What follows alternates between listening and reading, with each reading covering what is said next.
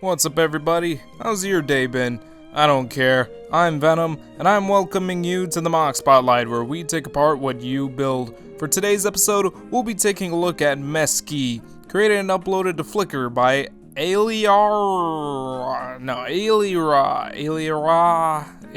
This is how it's spelled. Before we get started, let me remind you about my method of reviewing, which involves a point system that is based on 3 fundamental attributes: the overall appearance of the MOC, the build of the MOC itself, and the concept and ideas behind the MOC's creation. Each quality will mount up to 5 points, leading up to a final score that will be determined at the end of the episode. And please remember that this is all based on my opinion, so let's get this started. Wow, is this it? Could it be? It is! Oh my goodness, people, we are looking at a female character MOC, and a good-looking one at that. No, wait, I don't think that came out right. Look, let's just all agree to keep our heads out of the gutter and look at this MOC objectively, shall we? Yes, it is a female MOC, or a FEMOC, as I should probably say, and I'd say it's made pretty evident just by looking at these proportions, which fall on the more feminine side. I've found that it's typically quite difficult to capture that sort of appearance when using bionicle elements, especially without the MOC looking a bit ridiculous. It's mostly because these parts are really big and clunky, and the majority of bionicle characters that do exist are either male, or they have very masculine proportions such as broad shoulders, small hips, stocky builds, etc, etc. That said, I think this MOC does a great job working around that sort of thing. On other aspects of the MOC's appearance, I really do like how clean this MOC looks. It's got this consistency in having this polished texture throughout different parts of the body, and it keeps the complex build hidden under all of it. However, I can't really say anything in particular sticks out to me all too much in regards to like the wow factor, but okay, it's got some distinctive features like a second set of arms and then cat ears, I guess. Wow. The arm thing is pretty cool looking, I'll give it that, but what's with the ears? More on this later. That said, this MOC also has a really nice looking silhouette, and everything looks so natural. And you know what I especially like about this MOC is the design of the legs and how they kind of naturally transition into the torso. You know, it's that sort of thing I'm talking about, where this MOC just looks super cleaned up and everything. On a final note, I really do like this head design. Oh, maybe not the ears, but I do like the customization and this sort of improvised visor, like a custom color thrown in there. I think it looks really neat, especially in conjunction with this mask choice. And you know, overall it's looking pretty good. Nothing sticks out to me in a bad way. You know, nothing really looks too awkward to me, and no, it's nice and it's a really solid design. Now, as far as the MOC's build is concerned, I gotta say, it also looks pretty well-rounded. There we go. Everything looks really solid and well stabilized, which is pretty impressive considering that there are like 2 factors that would kinda get me thinking otherwise. Like these tiny feet, like, man, look at these feet, man, they don't look like they could hold up anything, but they do. That's because the rest of this MOC is just so well balanced in terms of weight. You know, there's nothing on here that's too heavy set. And then there's also the fact that this is a custom build for the most part, and well, this custom build happens to hold up really well. And it also allows for this really interesting and unique appearance that it has, proportionally, of course.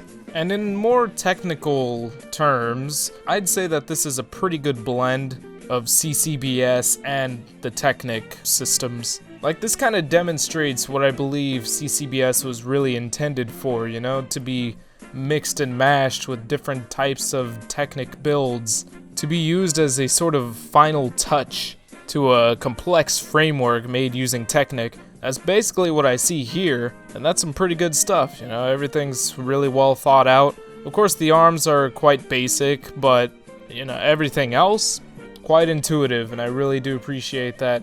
One thing does have me a little bit concerned, and it's the design of the hands on all of the arms, because these are so small and frail looking, like they could probably just pop off really easily. And you know, the same goes for the second set of arms, since they are also quite lanky. So while this MOC can stand upright and everything and keep itself balanced, it also looks like it might be a bit too fragile in these areas. So it's probably best to not really play with this type of MOC, but hey, at least it can pose. It's got all these standard points of articulation, plus articulated fingers, plus this extra set of arms, plus this sort of feature where the arms can turn into guns. Well, there is no actual transforming feature. It looks more like a thing that you just swap out. And overall, I'd say this build really shines in its complexity more than anything because it's done so well that the MOC still turns out looking really clean in the end. And if this MOC was built with the intention of standing around and looking cool in various different poses, then that's definitely a plus. And speaking of concepts, I don't really know what the big idea behind this MOC is. It just seems like one of those kind of one-off creations based on some random design that the builder came up with in their head. Or maybe it was inspired by some sort of media, some character from some anime. I don't know. I'm not sure at all. But I think I'd definitely say that in the end, this MOC does look pretty inspired. There are definitely some unique qualities about it. First of all, it's a female. Second of all, it's got this long ponytail thing. Third of all, it's got these weird ear things. Okay, what is with these ears? Is this supposed to be some kind of half cat? No, I don't want to tread in this territory. You know what? Maybe I'm just being a little too hard on these ears. Maybe it's some sort of communication link device thing, like the kind of thing that Batman has in his cowl all the time. Maybe these are bat ears, for all I know. I mean, either way, I can't deny that it does, kind of add to the MOC's character, whether it be for some sort of objective purpose, like a communications device, or, subjective purpose, like, oh, it just looks so cute. And then fourth of all, it's got this set of little arms that are kind of questionable in purpose, but I don't know what to say about these. But regardless, there's some pretty interesting ideas going on here. It's definitely an inspired MOC. It's got a good bit of character to it, and in that regard, I'd say that is a pretty good concept for a design that we have here. Not much else I could say. In the end, it looks good, and yeah, that's it. Let's move on to the final scores now, shall we? So in terms of appearance, this MOC receives a 4 out of 5. Nothing all too crazy, but it's still a pretty good looking MOC, especially for a female MOC. Or actually, I've been calling it a female all this time. I don't even know if it's supposed to be a female. Oh, goodness.